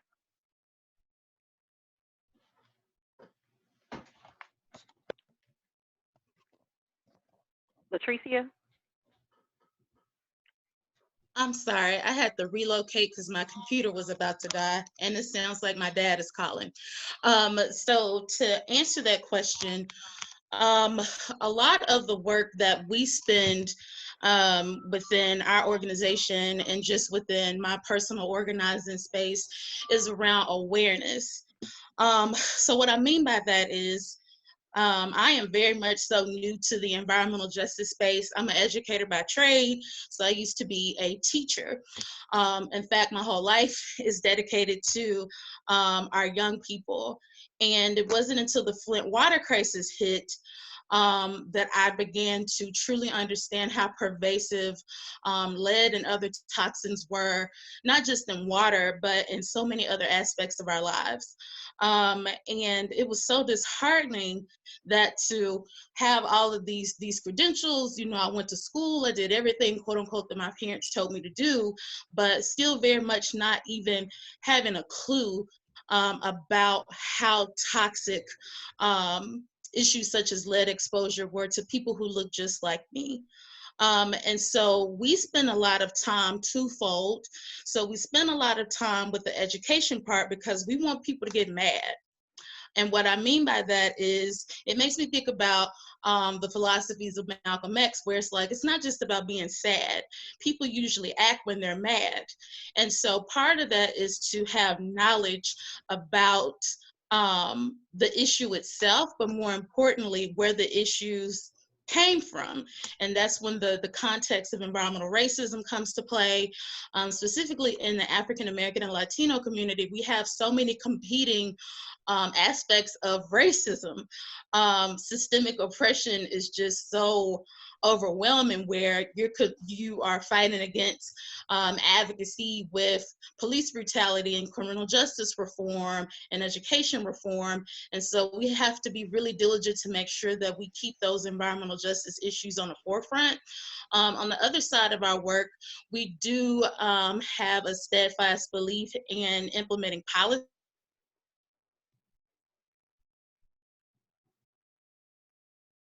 Oh, goodness. All right, I think we have lost her.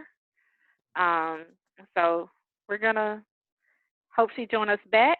And let's move on to Nancy.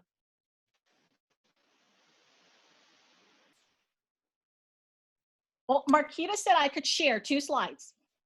All right, so I'm going to do that. In Agree 365, our focus is to find solutions, things that work. So I am going to, hold on. Am I back on? Yes, there you go. Oh, do you want her to go? Oh, okay. Let's see. Oh, finish LaTricea. Okay. Oh no, we can go ahead and transition. Okay. Sorry about that. No problem. So what I've done is that give you an overview. These are the national legislative bills that have been submitted since 2019. And I'm jumping on what Michael and Marquita said. This is where the money is, okay? Because y'all are absolutely right. There is no legislation or bills even submitted for hazardous waste, for environmental justice, for cleaning up things that harm our environment. So where are you going to find the money? This is where you're going to find the money. So these are 3 bills that have been submitted. It has not been passed, but you can see it's a joint from the House as well as the Senate. The first one being the Recovery Act, where there's $500 million for technology, infrastructure, program, and education. You know, the Clean Economy Act in terms of reducing greenhouse gas pollution. The Recycle Act, you know, $15 million over 5 years. Now, my first reaction was, oh, this is not enough money, but it's a start. It's a start, and this is one of the things that I would want to encourage Memphis and all those in Tennessee is to seek out when these bills get passed. It's still a long ways coming, but keep them on the horizon in mind that they will be available for states, for cities, for local governments. And I find this as encouraging because if the state sets the standard of, okay, this is the money, this is where we want to go. And if Memphis tries, if Tennessee tries to get some of this money, you know, it lays the foundation where our local cities and our states can benefit. And there's a lot of flexibility in terms of what is a grant, what can be education. So this is one of the reasons why I want to bring this to mind, is that this is where the money is. And the other thing I want to show was what Memphis is doing locally. So I like to focus on what's working. And this is one of the organizations that is working here in the Mid-South. And this is their catchment area. This organization is called Fish and Loaves. And it's led by an executive director named Austin Avery, and he is excellent. I've met him, spoken to him. He's dedicated, he's passionate, and he believes that technology can serve anyone and everyone. And this project, how Healthy Fraser is an impoverished community, one of the poorest communities besides the center Memphis area here in the Mid-South. And so you can see from this collage that he combines technology such as solar panels, aquaponics, where he's raising fish, food. And for this particular area in Fraser, 45% of the residents are at 100% poverty. And of those 45%, 50% have a diagnosis of high blood pressure, but only 15% are controlling it. So if you want to control high blood pressure, you need good food, you need fresh food, and you need it to not be so costly. And this is one way in which he's been innovative and creative in terms of putting the two together. So this is what I'd like to share in terms of, this is a great program just to lift up of what we can do. And with the slide I had before, where the money is. And you're right, it's not towards environmental justice, but I think there are still ways to get about it and apply for the grants. Okay, thank you. That's what I wanted to share.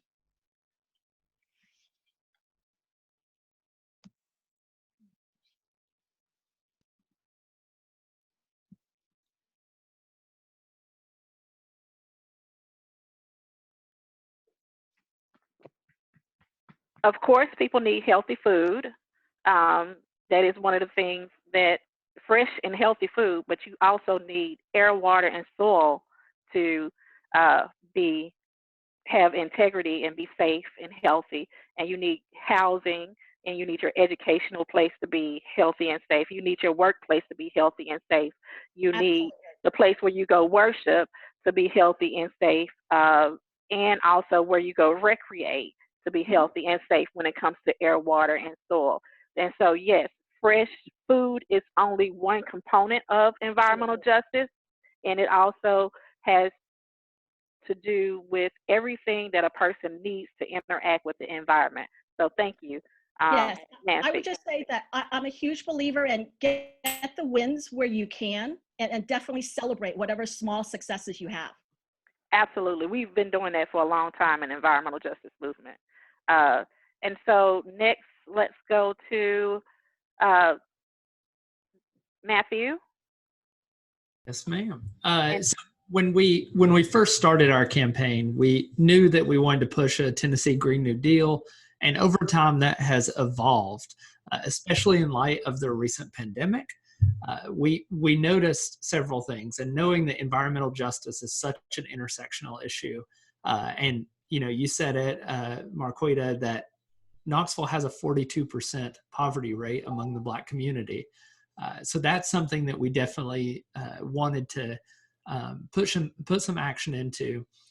So we built out this Tennessee Green New Deal and released recently our plan for a Tennessee Conservation Corps, so that as people are losing jobs, as the labor market contracts here in Tennessee, we can push out this TCC that will give us the labor we need to build out this green infrastructure, to do a lot of the amazing things that Nancy was talking about. Putting some labor behind the environmental justice movement will be a huge step forward for us. And actually, just to give you a little preview of something that we're releasing this week, we're releasing a policy for a Tennessee Green Bank. So it's a publicly chartered bank in order to fund green infrastructure targeted primarily at underserved communities that have been historically targeted for a range of oppressions and anti-justice initiatives, using the Green Bank to come in and say, not only are we going to improve infrastructure here, but we're going to do it in a green way that improves water, that improves the type of power generation that comes. I've talked to so many people that can't pay their electric bills because they live in a rental that hasn't been properly kept up. It has single pane windows. It doesn't have seals around the doors. And to me, that is a huge environmental justice issue. If your rent is $400, but your utility bill is $600, there's a huge environmental justice. And when I talk to people about what EJ is, that's one of the first things that I talk about. So with this Green Bank and the Tennessee Conservation Corps, we can roll into urban communities, rural communities, and really start to take these communities one at a time, help clean them up from pollutants and from different things that have happened over time, and help build out some green infrastructure. So we're not only helping that specific community in that specific neighborhood, but we're doing good for our planet at the same time. Okay. Blair?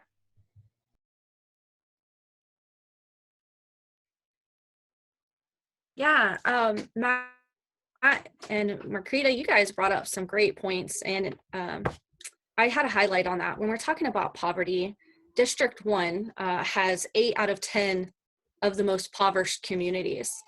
I live in the second highest poverty county in all of Tennessee. So we see these struggles out here so much, and it hits on what Matt said. If they can't afford their electricity, a lot of people don't even have electricity out here. Some of them don't have running water, which in my opinion should be a basic right, to have clean access to clean water, not just running water. But they're just great points. And I have to hit back on something from a little earlier too that really just caught my attention.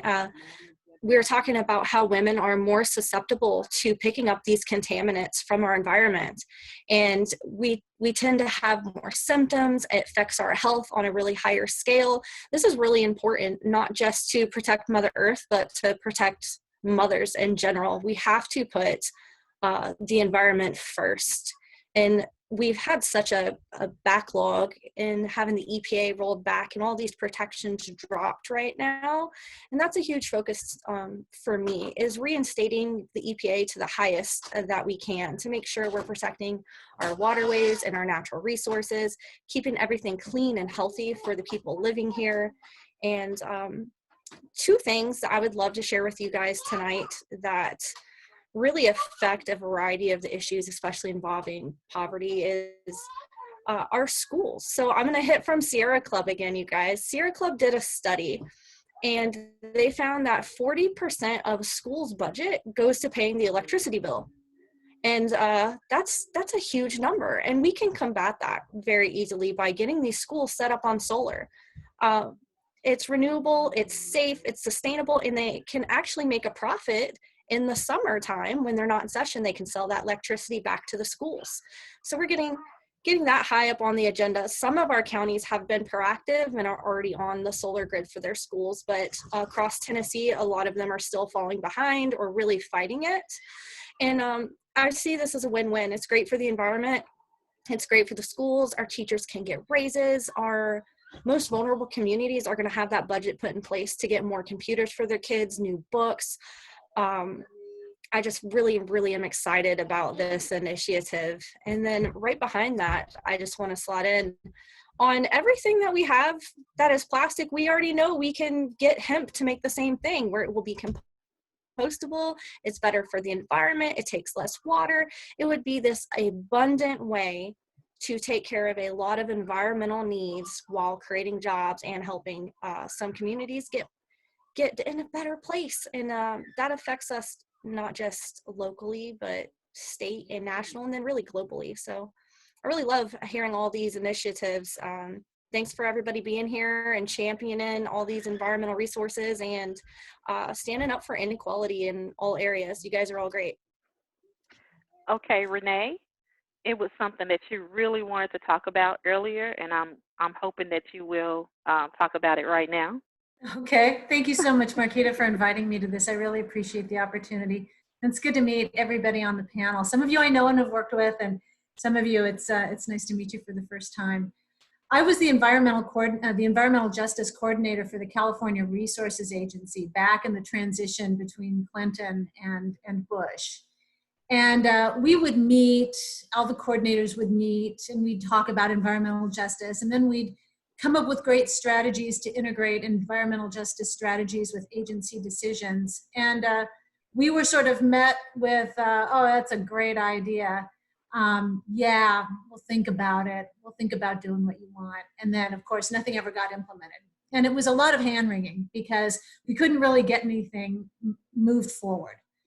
And the executive order has been great because it really does highlight that we do need to have environmental justice. The problem is it's not enforceable. You can't sue on an executive order.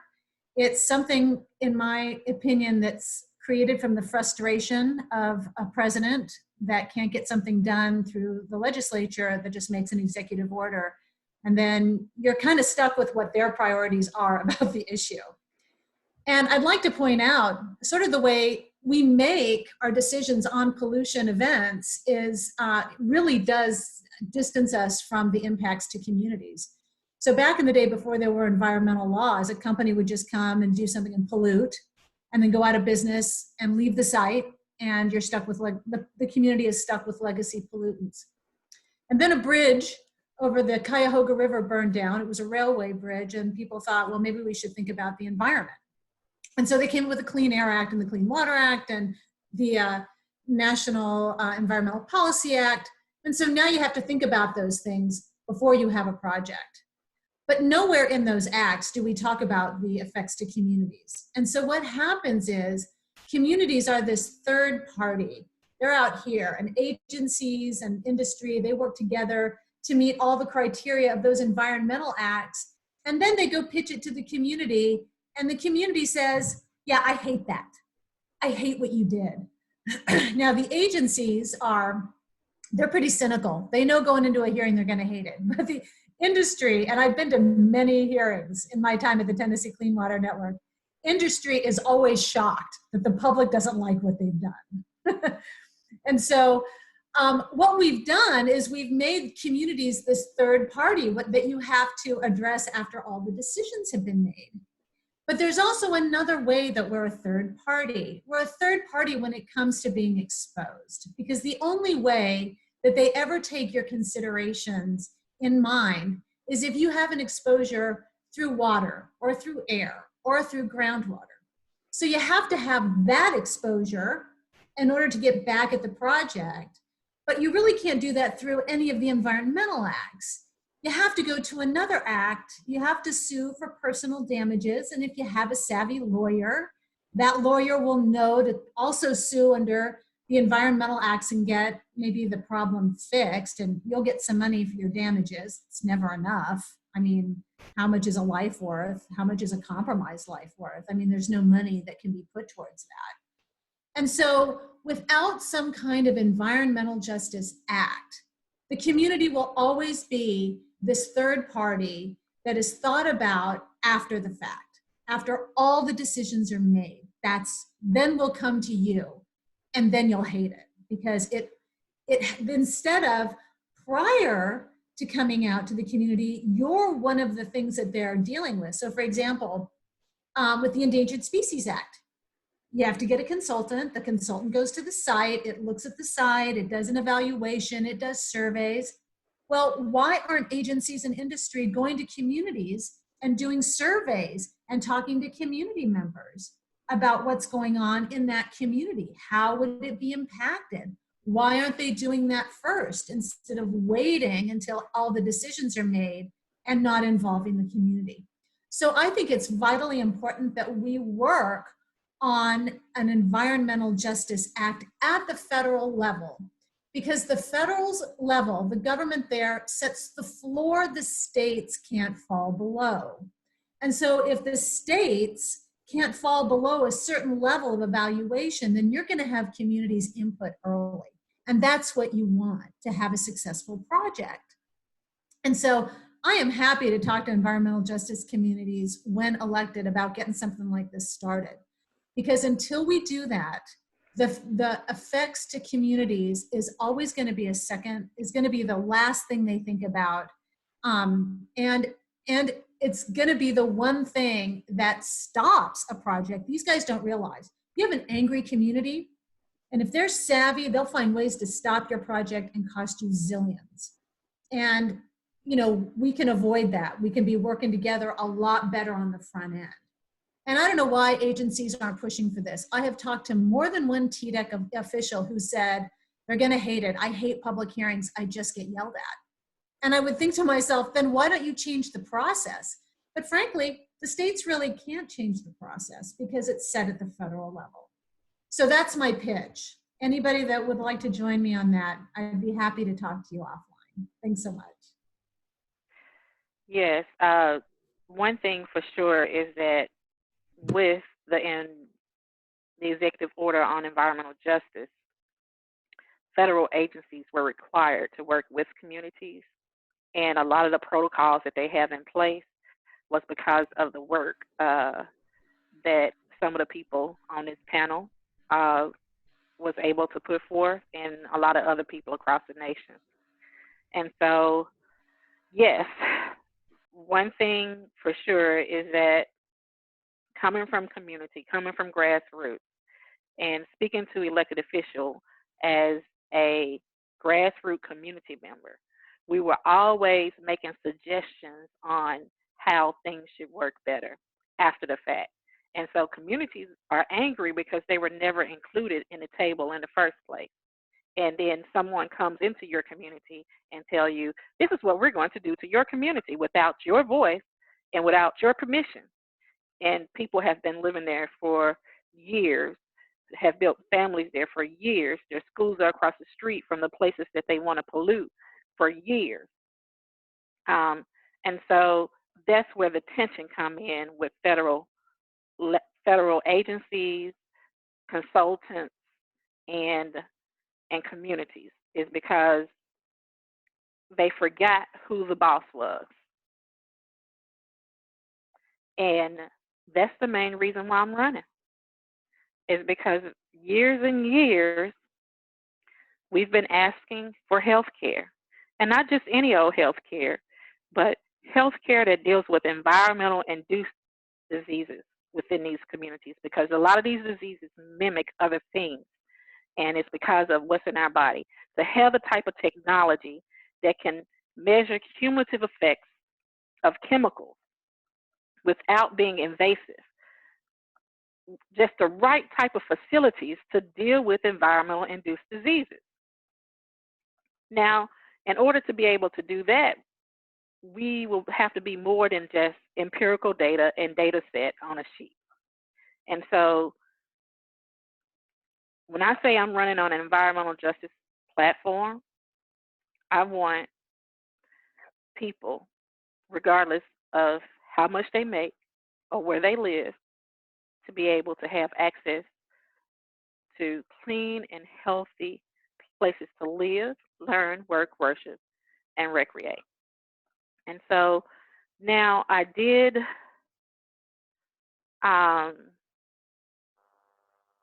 we are about to wrap up, and I'm trying to catch up with the questions over here. We're trying to end by, we should be ending soon because we have just about finished this panel. I want to thank everybody for participating, and I want to open it up to questions.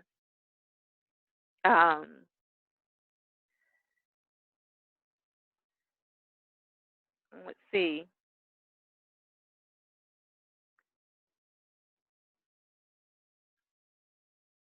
Okay, so let's bring everybody back on the screen so I can see all your faces. Yes. I want to thank you so much for joining me today. And we have talked about a lot of things that's pretty heavy and pretty traumatic for people that are in this space, because they're actual individuals and people that they love who have died or either sick because of pollutants. And so I want to take this time to see if there are any other questions to come in. But while the questions are coming in, because I think it's like a little delay, Megan, please do what you need to do to see if there are any questions from the attendees that are still on. And so in closing, and we're just going to follow the screen,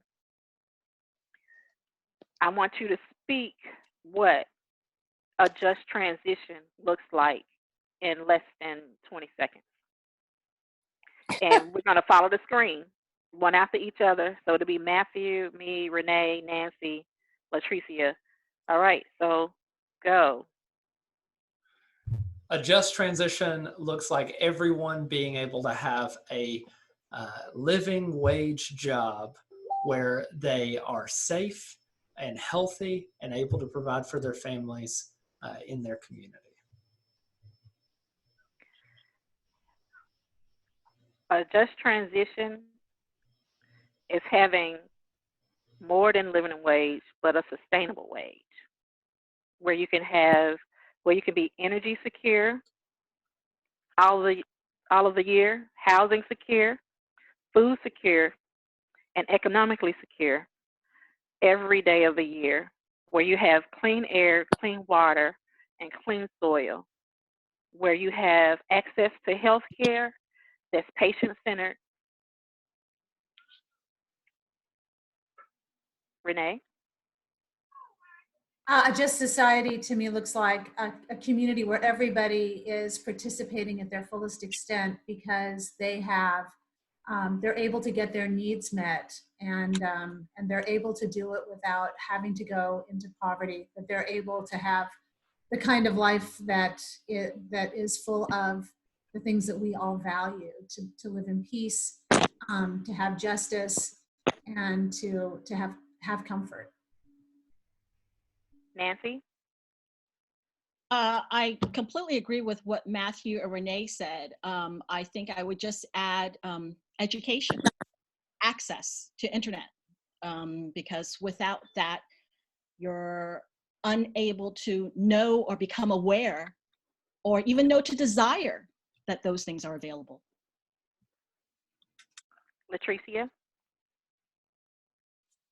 So I think this will encompass everything, but I think a just transition is to truly work towards dismantling white supremacy and with the demand of reparations for all people of color who have been systemically oppressed for centuries by environmental justice and other forms of justice and justice through systemic oppression.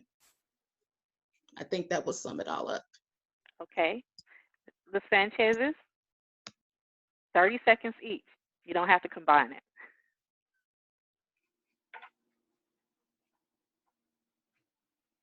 I agree with LaTricea and yeah, and everything else that everyone has said. Thank you very much for all the work that you are doing. I would say a just transition is to transition out of the framework of the culture of violence and start framing everything from the culture of peace.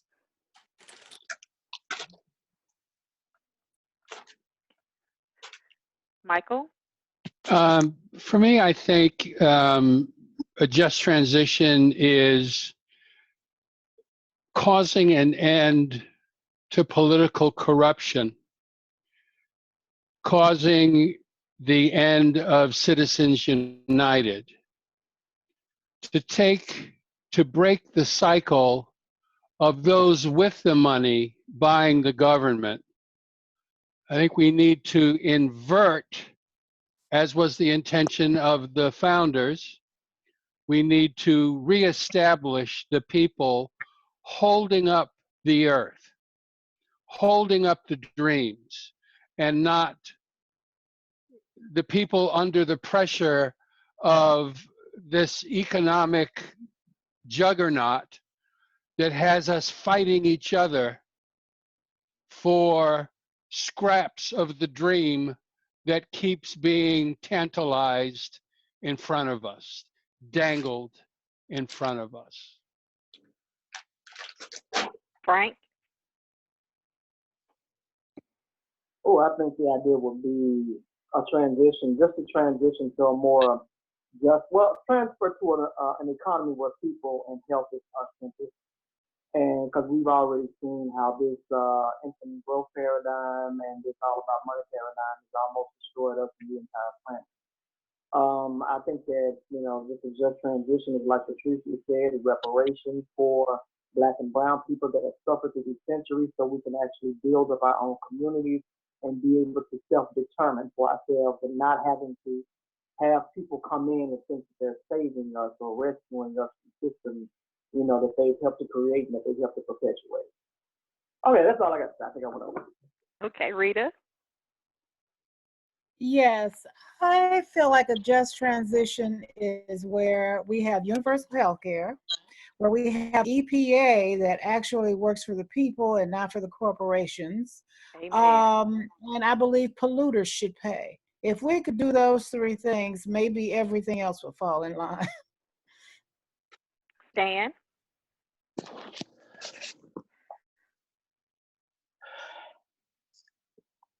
Stan's muted. Stan? Let's see. There you go, Stan. Oh, that's good.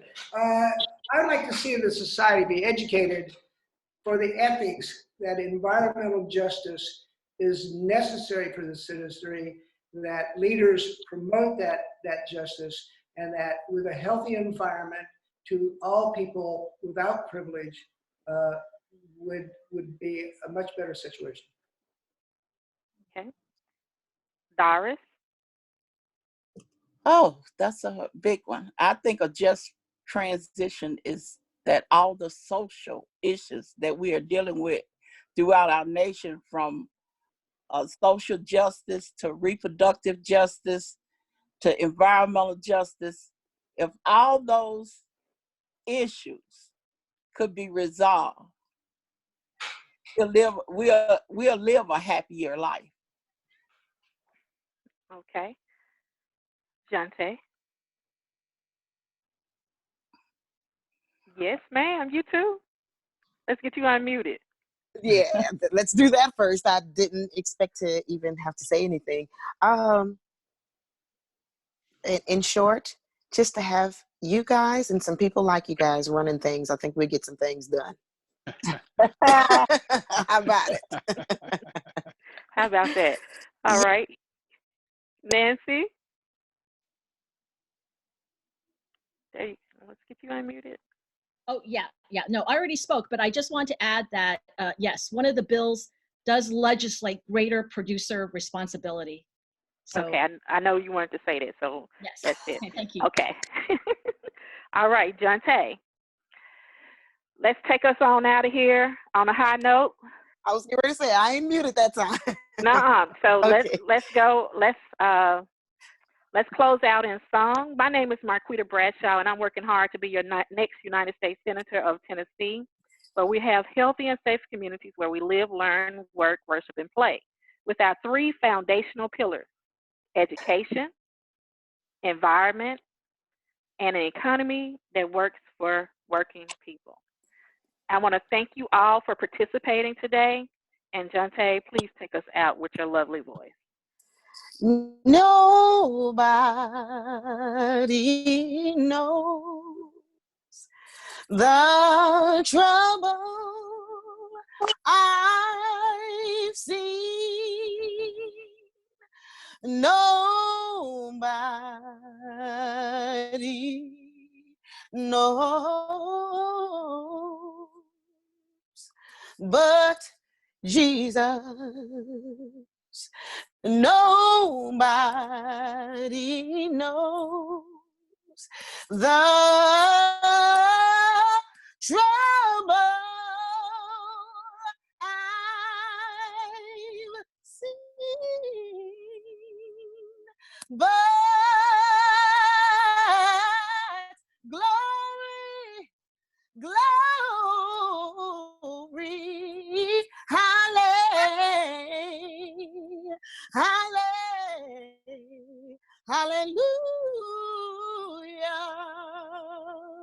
With tears streaming down, I've learned to say glory. Through all of my disappointments, I've learned to say glory. Oh, give me strength so I can say glory.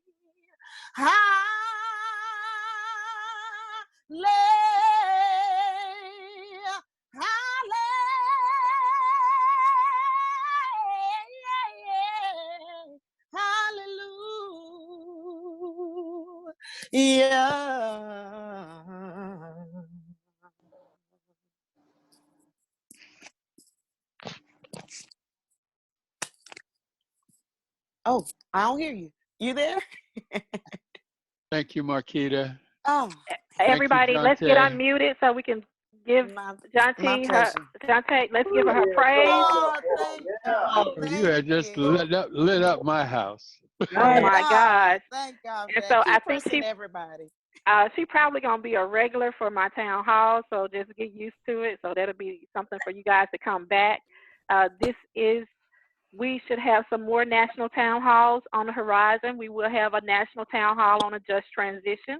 We can't just talk about environmental justice. We got to talk about how we want our communities to be. We'll have a national town hall on reproductive justice, and we'll have a national town hall on education.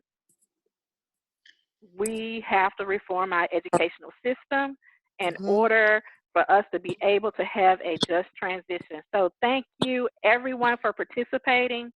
And from my mother and myself, we are so grateful that you joined us today on this Mother's Day. This was a hard Mother's Day for me because usually my house is filled with mothers eating at my dining room table. But because of social distancing, we've had to do things different. So thank you for helping me celebrate Mother's Day in a special way. And thank you, each and every last one of you, for all the hard work that you do, for all the candidates that are on this call. Godspeed, and have a wonderful evening. Thank you, Mark. Thank you. Thank you. Thank you. Thanks, Bye, everybody. everybody. Thank you. Thank you, Marquita. All right, we're through recording, everybody. Thank you so much.